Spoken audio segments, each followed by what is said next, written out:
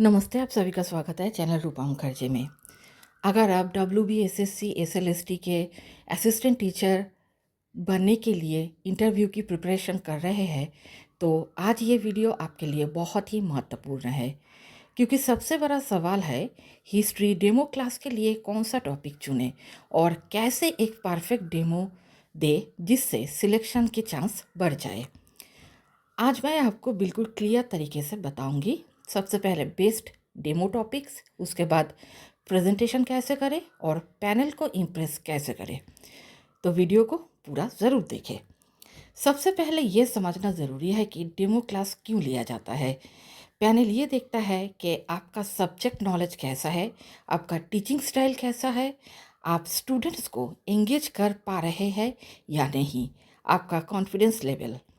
याद रखिए, demo class का मतलब होता है आपका टीचिंग परफॉर्मेंस। अब बात करते हैं सबसे इम्पोर्टेंट पार्ट की, टॉपिक सिलेक्शन। तो देखिए, क्लास 9-10 से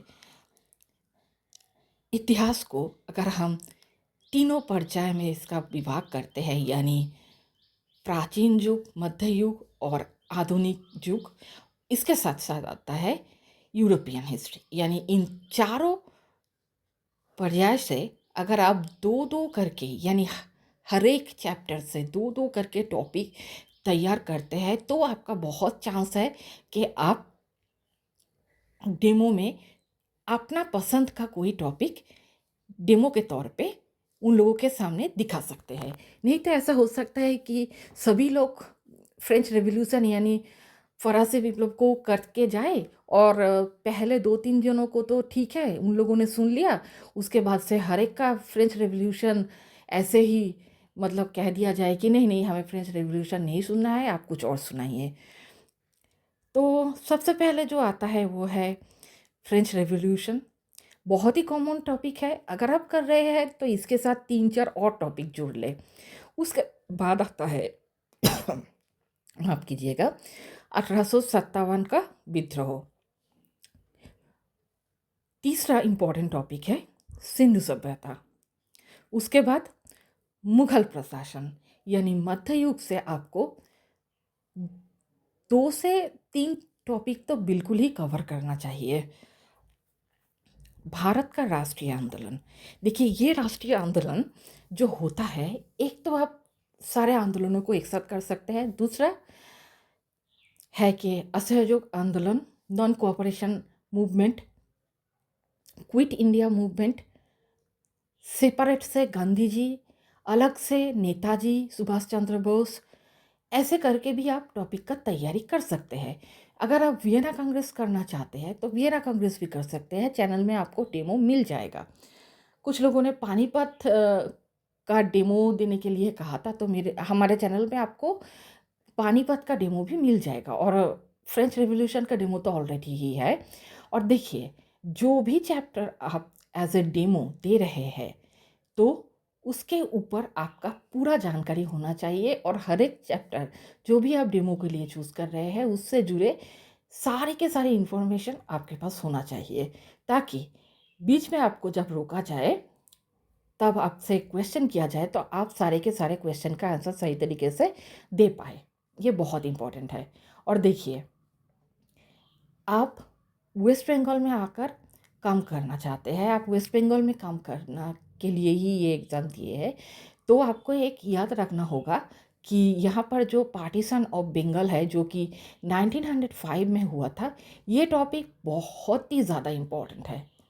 इस टॉपिक को करना बहुत ज़रूरी है। चाहे तो आप ये से डेमो टॉपिक के तौर पर ले सकते हैं, या फिर इससे जुड़े सारे के सारे क्वेश्चंस को आप तैयार कर सकते हैं। तो फिर हमारा डेमो का टॉपिक क्या क्या रहा? फ्रेंच रेवोल्यूशन, 1857 का विद्रोह, सिंधु सभ्यता, मुगल प्रशासन, शेरशाह, भारत का राष्ट्रीय आंदोलन, non cooperation movement, quit India movement, Gandhi ji, Netaji, separation of Bengal. ये सारे बहुत महत्वपूर्ण टॉपिक है। और इसके साथ साथ आप मौर्य साम्राज्य या फिर सम्राट अशोक, ऐसे करके भी कोई एक मतलब डायनेस्टी के ऊपर डेमो की तैयारी कर सकते हैं। आपको इस चैनल पे कुछ डेमो मिल जाएंगे तो आप उसके ऊपर काम शुरू कर सकते हैं। ये टॉपिक इसलिए अच्छा है क्योंकि कॉन्सेप्ट्स क्लियर है, डायग्राम फ्लोचार्ट दिखाया जा सकता है और आसानी से समझाया जा सकता है। इन टॉपिक में आप एनालिसिस और एक्सप्लेनेशन दिखा सकते हैं। अब सबसे इम्पोर्टेंट बात है कि कैसे पढ़ा है। देखिए, स्टेप बाय स्टेप स्ट्रक्चर दिया जा सकता है। पहले इंट्रोडक्शन, टॉपिक इंट्रोड्यूस करें, स्टूडेंट से एक सवाल पूछे, सिंपल लैंग्वेज का इस्तेमाल करें, उदाहरण का व्यवहार करें, बोर्ड वर्क ज़रूर करें और स्टूडेंट से सवाल पूछे। यानी आप जो लोग आपका इंटरव्यू ले रहे हैं उनके तरफ आप देख सकते हैं, लेकिन आपको समझना होगा कि आपके ये जो आदर्श सैनिक कक्ष है वहाँ पर आपके इमेजिनरी स्टूडेंट उपस्थित है। तो आपको चारों ओर ही अपना नज़र घुमाना होगा और उनसे क्वेश्चन पूछना होगा और आपको ही आंसर देना होगा कि हाँ हाँ, तुमने बिल्कुल सही जवाब दिया करके आपको फिर से टॉपिक पे आ जाना है। पूरे टॉपिक का एक शॉर्ट रिकैप आपका जब डेमो ख़त्म हो रहा है तब आप दे सकते हैं।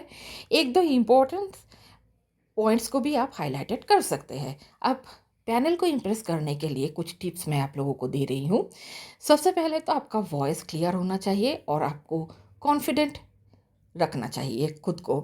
स्माइल के साथ पढ़ाए, बोर्ड वर्क नीट रखें, ज़्यादा फास्ट या ज़्यादा स्लो ना बोले, स्टूडेंट एंगेजमेंट दिखाए। क्या क्या अवॉइड करना है अब मैं आप लोगों को बोल देती हूँ। सिर्फ लेक्चर देना, बहुत टफ लैंग्वेज, बिना स्ट्रक्चर का पढ़ाना, ये सारे चीज़ों को आपको साइड में रखना होगा। और कॉमन मिस्टेक्स क्या होता है, देखिएगा कि बहुत सारे स्टूडेंट ये गलती करते हैं कि टॉपिक बहुत बड़ा ले लेते हैं, टाइम मैनेज नहीं कर पाते, इंटरेक्शन नहीं होता, नर्वस हो जाते हैं। तो इसका एक सल्यूशन है कि आप प्रैक्टिस करें, शॉर्ट और क्लियर डेमो बताएं। तो अगर आप इन टिप्स को फॉलो करते हैं तो आपका डेमो क्लास डेफिनेटली स्ट्रांग होगा। ये वीडियो आपको हेल्पफुल लगे तो लाइक करें, कमेंट्स में अपना टॉपिक ज़रूर बताइए और चैनल को सब्सक्राइब ज़रूर करें। और आगे आप चाहे तो मैं आपके लिए रेडी डेमो करके भी दिखा सकती हूँ। ऑलरेडी हमारे चैनल में है, आपको मिल जाएगा, लेकिन आप लोगों को अगर बहुत कुछ इम्पोर्टेंट लगे तो आप शेयर कर सकते हैं। मिलते हैं अगले वीडियो में। धन्यवाद, नमस्कार।